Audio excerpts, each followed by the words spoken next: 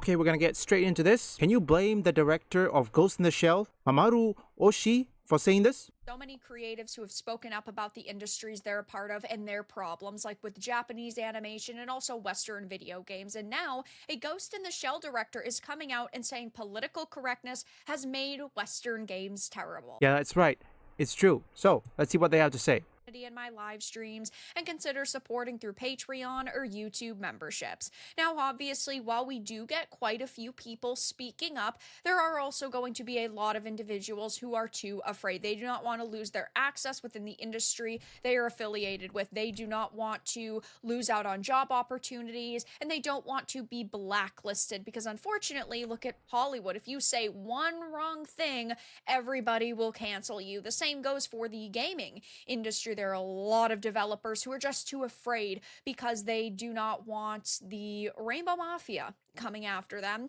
And of course, now we have this Ghost in the Shell director talking about his thoughts on Western video games and Japanese animation, and he is not afraid to speak up. Over the past couple of months, I've talked a lot about Japanese creatives giving their opinions, like Sakurai talking about how he's basically disappointed with Americanized works. We saw the Dragon Quest creator Yuji Horii talking about things like gender in video games and the removal companies going for body types A and B and 1 or 2, and how he thinks that that is ridiculous. And now we have this Ghost in the Shell director coming out and speaking his mind and giving us his thoughts and opinions. Oh boys, folks, I missed that show. Look, Ghost in the Shell is the one show, I think it introduced me to the sci-fi TV show.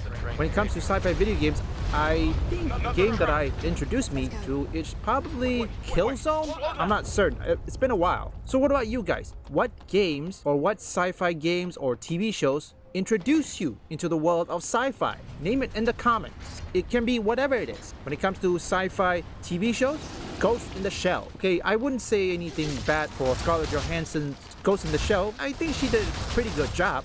I'm not certain about the whitewashing, but that's besides the point. So this is a Niche Gamer article. It says Ghost in the Shell director Mamoru Oshii says political correctness has made Western games terrible.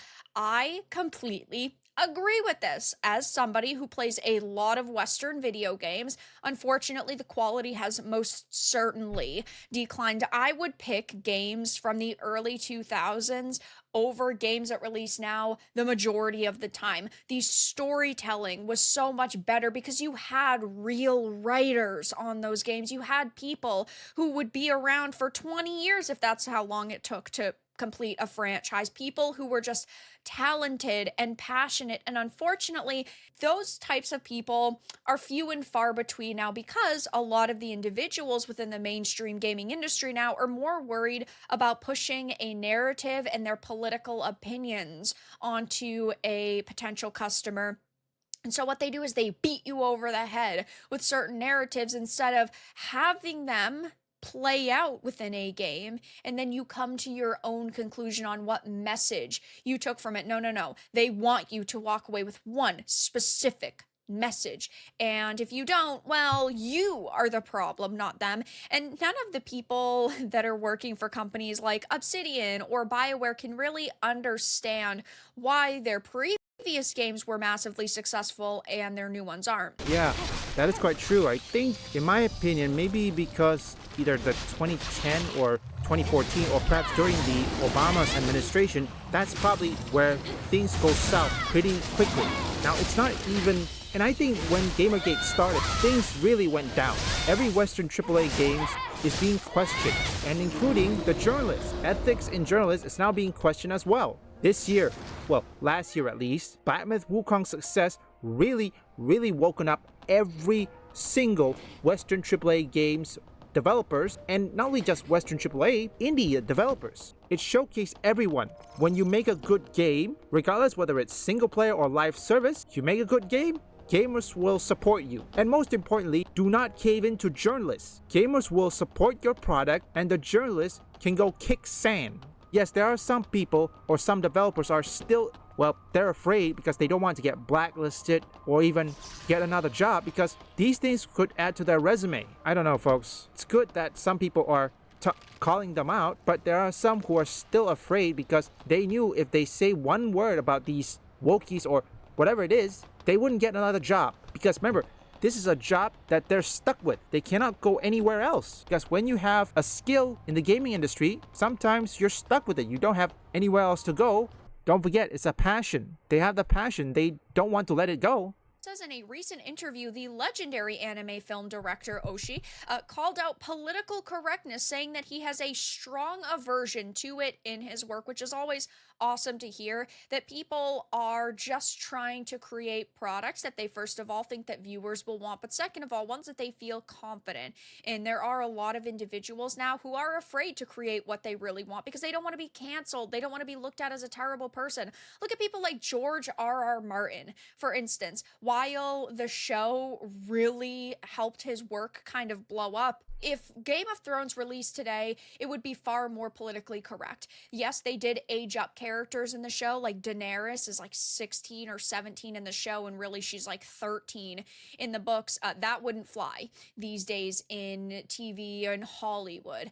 You have themes like SA, for example, which we don't really see a lot of because they're afraid. There's things like incest, like it just would be a completely different product if it released today. And he's even said that he's basically afraid that if he had released it today, it wouldn't be that popular because of these themes. So even someone as successful as him is kind of nervous. Maybe that's also a reason why he hasn't put out another book. But regardless, this individual is famous for his work throughout the 80s, 90s, including directing titles such as Pat Labor the Movie, Ghost in the Shell, and being a writer for the Wolf Brigade. So somebody who is very established. Okay, before we let Veridot continue, I just want to say that is true. Many of these people, they're still activists within the entertainment industry. I don't know how many, but there's a lot. Not just in one game company, there are other companies. Activision, Blizzard, or Activision Blizzard, Ubisoft, no, not Capcom. I think Capcom localization, okay? That's something else. I'm started to remember some company in the West.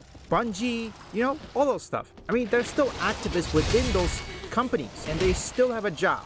Take a look with Corin Bush. He got a job with Wizards of the Coast. Marathon just got an ex-developer from Concord, ex-Fireworks Studio. I mean, the activists are still there. I mean, the only way it's gonna be at least somewhat restored is those activists are being let go. Those activists have no more use for it. Interview, he took the time to mention political correctness and the role it has in media as a potential tool of censorship and insincerity. So he said political correctness started from the idea of giving legitimacy to the socially weak. There is nothing wrong with that. In a mature society, it is a natural responsibility. However, the problem is that it has taken that its starting point and made the socially weak into the strong. They were given priority in getting into school and the priority in finding a job. What's more is the companies that advise them charge them ridiculous amounts in consulting fees. Game companies ask for hundreds of millions of yen from them. Basically, it's based on admiration. If you deny admiration, entertainment loses its reason for existence as entertainment. In the past, even if you said beautiful people, they would say it was discriminatory. Western games are really terrible, and so is political correctness. So he's basically talking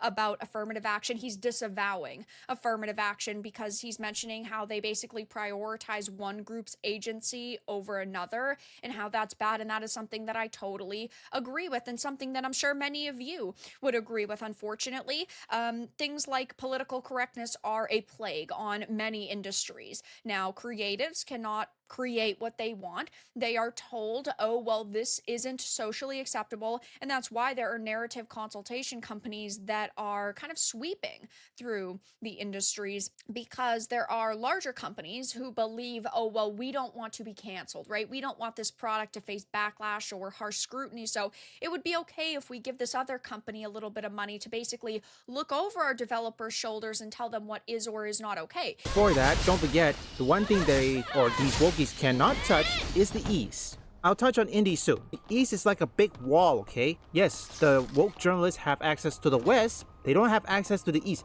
Minus Japan, okay? Japan's not counting. Like say Square Enix or Capcom. Those two companies really need to improve. But for companies in China or South Korea, they don't have access because it's like a huge wall. It's like the Great Wall. Nobody can even get there. And one of the problems is their laws. I mean, you can't expect Chinese developers to implement an LGBT characters in their game or black characters. Look over our developers' shoulders and tell them what is or is not okay. It's like what happens with Square Enix. They have an internal ethics department that tells developers what is and is not socially acceptable now. I get that part of that is just because they want to release their games in other markets and they want to chase a global audience, but in doing that, they're really just making games that are watered down, and they're trying to appeal to who they deem are like kind of Westerners, which they're just listening to sensitive snowflakes on social media. The very loud minority of people, what companies should be doing is actually listening to the individuals who purchase their products, but time and time again, they don't. And he specifies Western games, which is definitely true. I've talked a lot recently because of the Oblivion Remastered Edition on body types A and B and 1 and 2, and how there are a lot of Japanese companies who have kind of adopted this, like From Software, for instance. In Elden Ring, there was body types A and body types B, and while I absolutely love that game because it's got amazing combat and fantastic lore, and it's got such a rich world, and it's just such an amazing game overall, that is one of the problems that I had with that title. And I do believe From Software did it because they are trying to chase Western social trends. And unfortunately, it's just something that I think they believe is more prevalent when really it is not. There are more games that are kind of adopting these strategies and pushing these things, but it really just started because of activists within the Western gaming industry who were trying to make things they deem more inclusive and politically correct. Okay, that's about it. Sorry I had to get it a little longer. I'll cut some of it. It is not exactly inclusion. It's called exclusion. That's the point. Square Enix, From Software, and Capcom.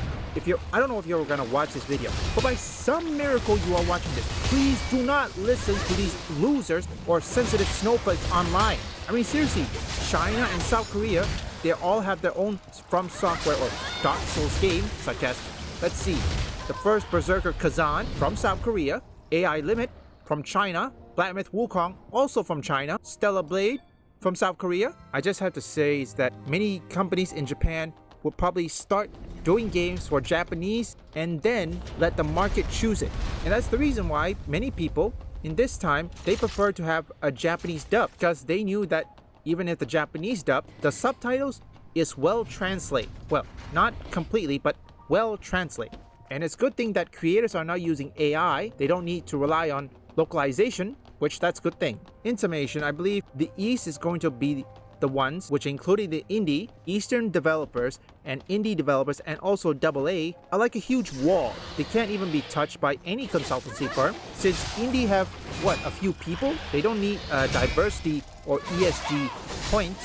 I don't think they have one. But most importantly, the East, China and South Korea, mainly China, don't expect an LGBT characters in a Chinese game, okay? I suck. Down to 30 seconds. Shake it up. That one hurt. Comes some serious damage.